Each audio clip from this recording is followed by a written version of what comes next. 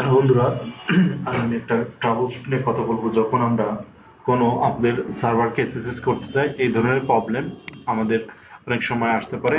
কিভাবে এটা প্রবলেমটা সলভ করা যেতে পারে তার আগে বলতে চাই, আমি টেক সলিউশন মিডিয়ার থেকে বলতেছি। আমাদের এখানে লিনাক্স ক্লাউড ডেভঅপস এর উপরে বিভিন্ন ধরনের ভিডিও আছে, আপনারা চাইলে ভিজিট করতে পারেন এবং সাবস্ক্রাইব করুন। আমার একটা সেকেন্ড চ্যানেল আছে যেখানে বিভিন্ন ধরনের অ্যাপ্লিকেশন ইনস্টলেশন এবং প্রবলেম সলভের ভিডিও আছে।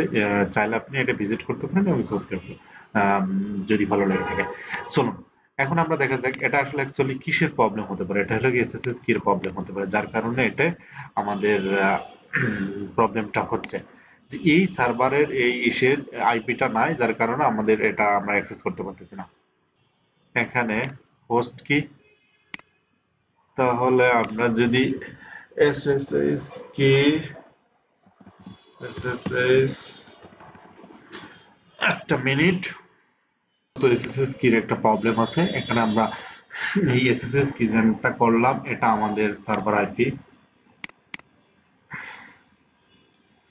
যাওয়ার পরে যখন আমরা একটা স্পেস দিব, দেওয়ার পরে এডিট করলাম আমাদের সার্ভার আইপিটা এই যে কোথায় লোকাল হোস্টের এখানে যে লোডেড হয়ে গেল SSS kit known dots old old নামে একটা কি। যদি আমরা আবার এখন এসএসএস করতে চাই সার্ভারটা, দেখেন এখানে এসএসএস করার দিয়েছে। আমরা যদি ইয়েস দিই